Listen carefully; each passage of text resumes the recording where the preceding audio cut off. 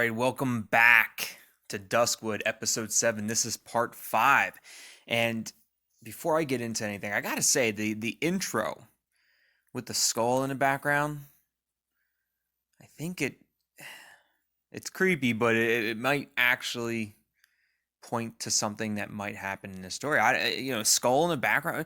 There's never been a skull anywhere in Duskwood's intros at all. So why is there a skull now? Does something drastic happen?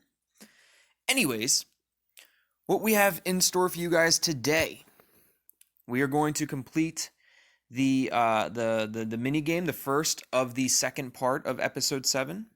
As you can see, I've completed it twice. I have attempted it 3 times. I did complete it twice. We'll go through what I believe is the best way to beat that puzzle. I also am going to kind of go through the last puzzle of the first part of episode 7.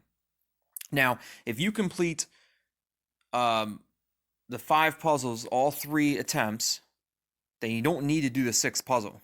And just saying right now, I suggest you complete the first 5 all 3 times, because that 6th one is a bitch.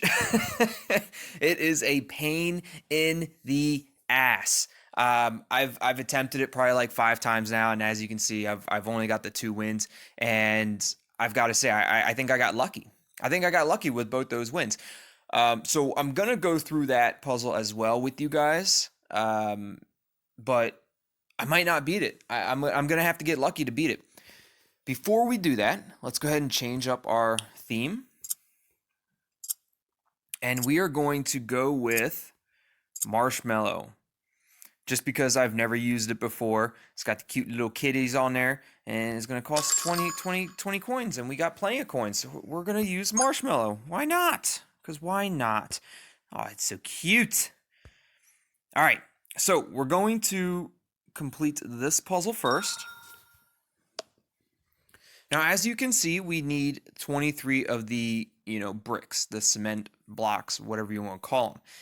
The first time I completed this puzzle, I was able to complete it without even using the right side of the screen. I only used the left side of the screen, left side of the puzzle, and completed it. So it is possible to beat it with just using the one side. The second time I beat it, I did use both sides, with the use of some power-ups. Power-ups are definitely a big helpful hand in this puzzle. So without further ado, let's go ahead and get started. As you guys know, these chains, you have to match up the chains. You can't move them. You can't move those colors. You got to match those colors up with the chains. And as you can see, I don't think we have anything on the left-hand side that we can get right away. And nothing on the right-hand side that we can get right away. The first couple times I beat it, I was able to at least unlock one of those chains in the first move. And I don't see being able to do that right now. So I might not actually. Normally they always give you at least one good move. So either way, we're going to go ahead and start getting this power up right here. We're going to try to get the move over to the left. That way it gets closer to the chains. Let's go ahead and pull these down. As you can see, the left-hand side moves up, the right-hand side moves down. It's another thing that you want to pay attention to, because you got to know which way these things go. Otherwise, your strategy is not going to work. Doesn't even look like my strategy is working right now anyways, so it don't really matter, does it?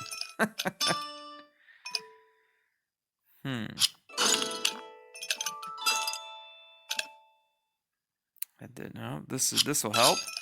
And we do have a double line right here. Let's go ahead and use it right here. There we go. We got a couple of those bricks. I'm getting a couple more. We need to get, I think in the beginning, I think we needed 23 total cement bricks. We need 19, and we have 14 moves. We got a lot of those locks. The chain's already out, so that's good. We're in a good position right now.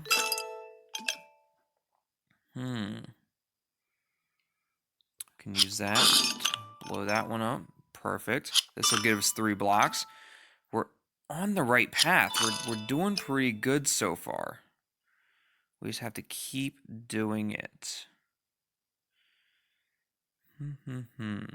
We don't want to get stagnant on getting these blocks. We need 10 blocks. We have 9 moves to get it. Is there any way for me to get a block? I don't think there is.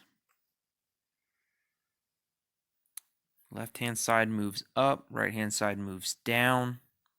As you can see, I can't move that gray block in the middle to the right because there's that dotted line between the crosses there.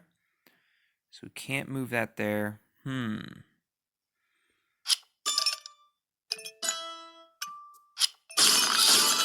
we go. That helped. Okay, these purples here on the left-hand side is going to help us get 2. Actually, that was great. That got us a few more than 2. Got us a few. This yellow right here is going to help us get 2. We need 3 more left. There it is. We got the 3 with the domino effect. And there you guys have it. That was the completion of that puzzle. Pretty easy. It's not a hard puzzle. The puzzle we're getting ready to do now, again, pain in the ass. And as you heard that, we advanced in the story, but we're going to try this out. So, as you can see, in the middle of the puzzle, you have a key at the top, and everything down at the bottom is locks. So you have to get your key to the bottom. In the middle of the puzzle, you see where that blue, and it's kind of surrounded by like a gray box, that will disappear. So if your key gets in there, your key disappears. So you need to be able to work your key out. You get essentially 3 moves to be able to work that key out of the middle. So you have to move it left or right and to get it out, and then work it all the way down to the bottom to unlock it. Now you get 25 moves, which sounds like a lot of moves, and you only have to unlock 2 locks, right? You only have to get 2 keys to the bottom. It's a lot harder than you think. Trust me. I know. And I'm about to show you guys right now. So as you can see, I need to get that key to the left or to the right. And I don't have a way of doing it at all right now. So what we need to do, we need to try to find a double color left or a double color right with another single color left or right. Or, you see how we have a green above and below the key? If we can get a green to be on this, to essentially be on the side of us there, then we can switch a green in. But I don't see how we can get that either. The only way I can see us getting it is if I move this blue up. And because it dropped another green, it doesn't do us any good. It dropped a green on top, and it cleared out those greens. That was what we needed, that green to be able to get our key out of there. So now our key is going to disappear because I don't see another way of figuring that one out. Oh, we did it. We actually did it. So the key's right there. We need to move that key to the green. Perfect. So we got the key out. That was great. I did not see that, and luckily I picked the right one. Let's go ahead and get this yellow out of there. Let's get these reds right there. Perfect. We got a key in just the first few moves. That's really going to help because now we only need to get 1 more key. And as you can see, we have the bombs there. Quite honestly, you don't have to worry about the bombs. Oh, no. You don't have to worry about the bombs unless you move the bomb out of the middle. Because they never have a fuse long enough to detonate before they disappear automatically. Luckily, we actually had 2 ways that we could have gotten that key out of there. Before that color, I don't remember what color it was, before it actually disappeared, we could have moved that key to the left. Luckily, we can move it to the right and get that out of there right now. So it's good. Now we just need to work. We have 18 moves to get it 3 rows down, and we can win. Now, what do? We have a blue there. We have a yellow. I wonder if this is a vertical or horizontal. It was a horizontal. That was great. That is perfect. We actually won this hand. Oh, we didn't win it. They took my yellow away. That was my yellow. I needed that yellow to win. Damn it. We were about to win that within like less than 10 moves if they didn't take that yellow away. That's okay. We'll figure it out. We will figure it out. All I need to do is get another yellow. All I need to do is get another yellow right above that key, and we will be golden. Oh, I should have did the purple first. That's okay. We can get these moved. Nope, that won't help. That won't help.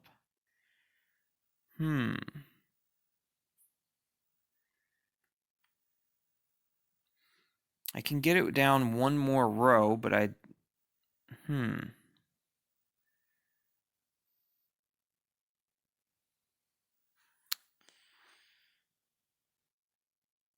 let me, so if I use another move, the red will disappear, the purple will go down. I can move the purple to the right of the key. I can move that up, clearing out those purples, lowering the yellow, move the key down, or move the key up, yellow down, and we'll win. So I just need to make, what is this? What is that? 1, 2, 3 moves, and we should be able to win.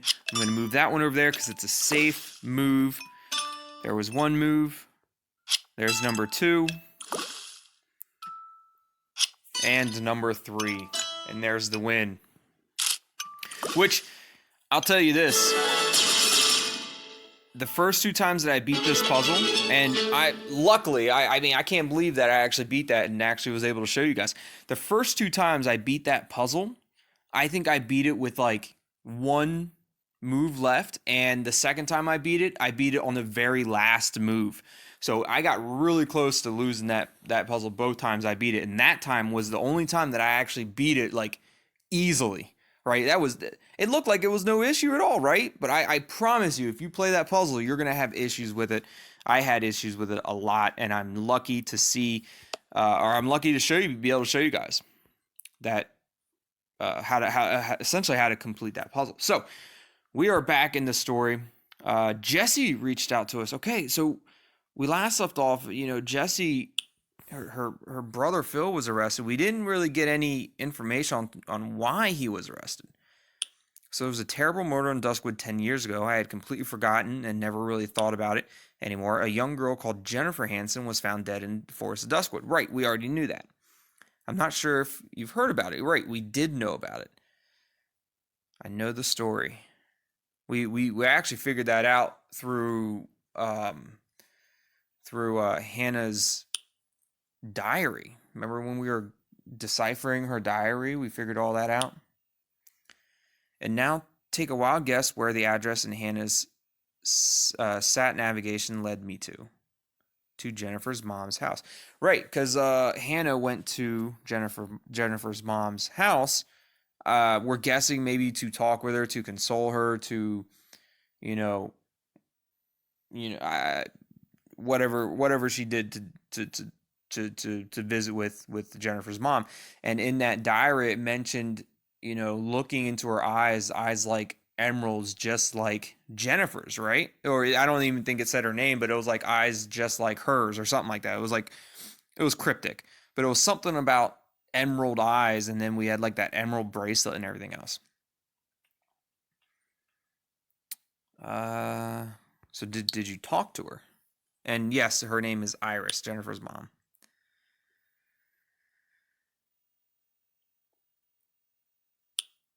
And Hannah was actually here and talked to her about her daughter, Jennifer. I'm still a bit... Well, the conversation upset me a bit. Oh, I'm sorry. So what did you find out about Hannah? Like, what did they talk about? I'm hoping you asked her. Iris is such a nice woman, and she spoke about all the terrible things that happened to her so calmly and composedly.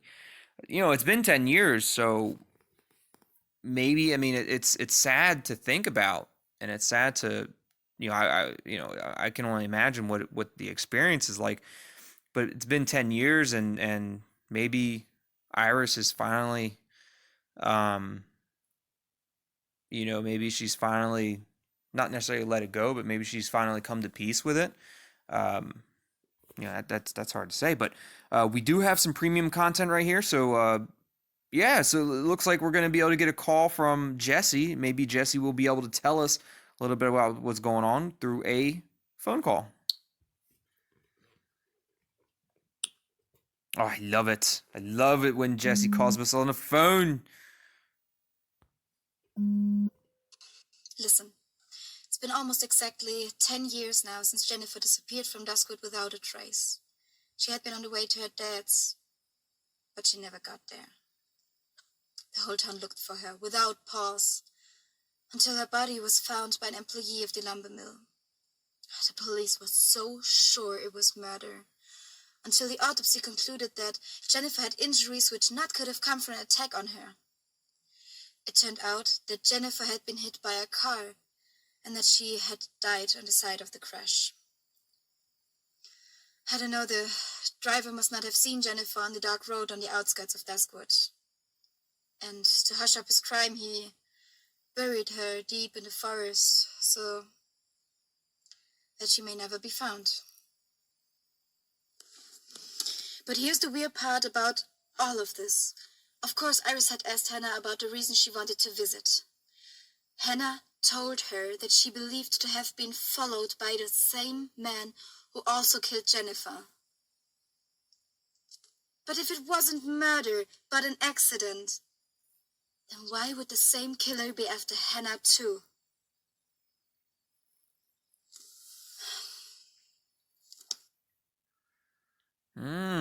So maybe it wasn't an accident. Maybe it was intentional to make it look like an accident. Like they try to make it look like an accident, but it was definitely intentional. I mean, accidents happen, but when you take, if you were to get into an accident, you hit somebody with your car and you take that body and you bury it deep into the Duskwood forest, like, yeah, I mean that's set up. I mean that I don't know, that is weird. I feel like an average person wouldn't do. It just doesn't seem right. Doesn't smell right. Doesn't sound right. I think it was intentional. I think whoever was in that car intentionally hit Jennifer, buried the body in Duskwood Forest. But when they found the body in Duskwood Forest, then, well, then they never did find the driver. I mean, yeah, I understand. Like the injuries couldn't have come from being attacked, right? But it still doesn't mean that it wasn't murder. I mean, it could have been intentional. It could have been intentional. The fact that whoever the driver was, hit it in the forest is just not looking good. But we need to find out who was driving. And Hannah's saying that she feels that she was followed by the same person, right? And how did that person know that Jennifer was on the side of the street that day? Man, there's so many loose ends. There's so many different paths that we could take to figuring this out. Let's see what we do here. It's a really good question. I have to think about that. Well, we just thought about that, didn't we? We just thought about that together, trying to figure that out. None of this makes any sense because Hannah is involved in this case. I mean, none of it really makes any sense, but I feel like Jennifer's death was intentional. I don't think it was an accident. It was made to look like an accident, but when you go to hide that body, that's no longer an accident, it seems like. Man, I don't know.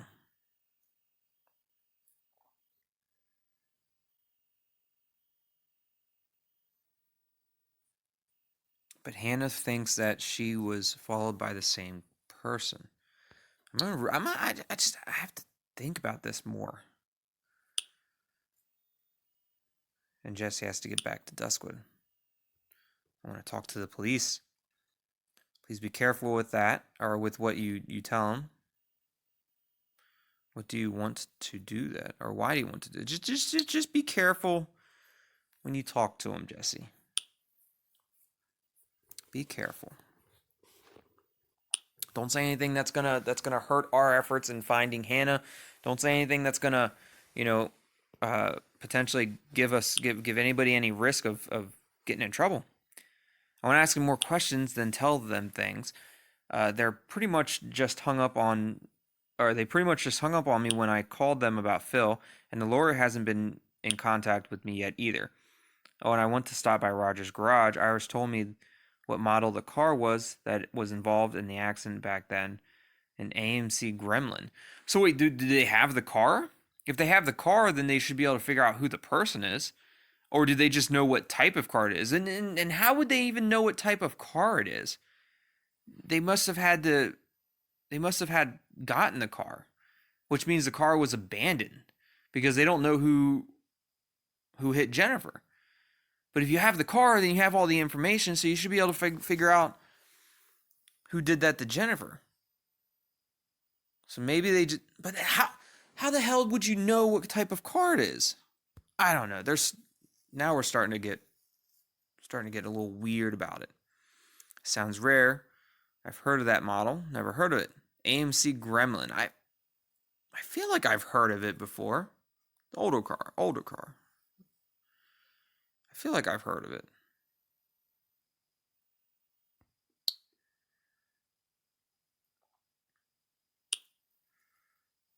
Richie would love to hear that. I'm sure he would. Richie being the gearhead. Richie's mother was still in charge of accounting in Roger's garage back then. And another thing that makes it easier is that Tooltastic didn't exist yet. With which I mean to say Roger's garage was the only auto shop in Duskwood. Okay. Go on.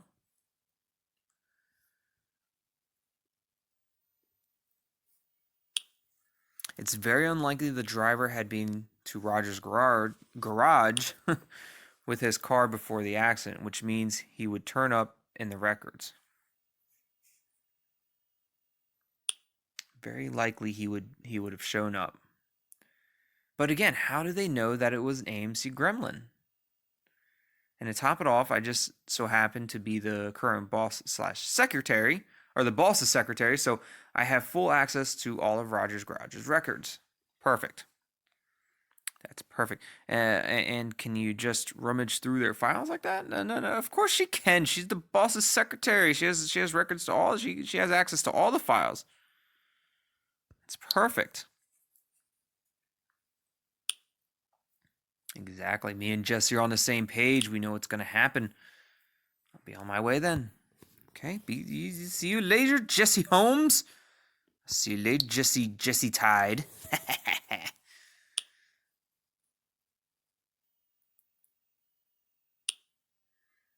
More like Jesse Watson and tongue-tied Holmes. More like Jesse Tide. Jesse Tide and tongue-tied. Perfect combination. And there you guys have it. That was our quick discussion with Jessy. Hope you guys are enjoying Duskwood. We will be working on the 8th puzzle in the next video.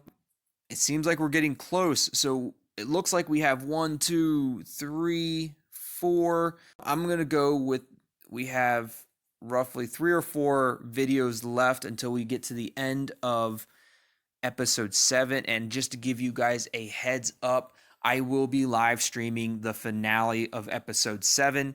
I'm going to try to probably do like a 2-part episode finale, so it won't be just the very end of episode 7. I'm going to try to work in a second part to it. So I will probably complete those puzzles ahead of time. That way, when we start up the live stream, I'll try to complete those puzzles for you guys in the live stream before we get into the story. With that being said, we'll be able to get that story. We're going to be doing like a 2-part live stream. Again, hope you guys are enjoying Duskwood. If you are, definitely hit that like button. Leave me a comment down below. Subscribe to the channel. As always, thanks for watching. Love you all. And we'll see you next time. Goodbye.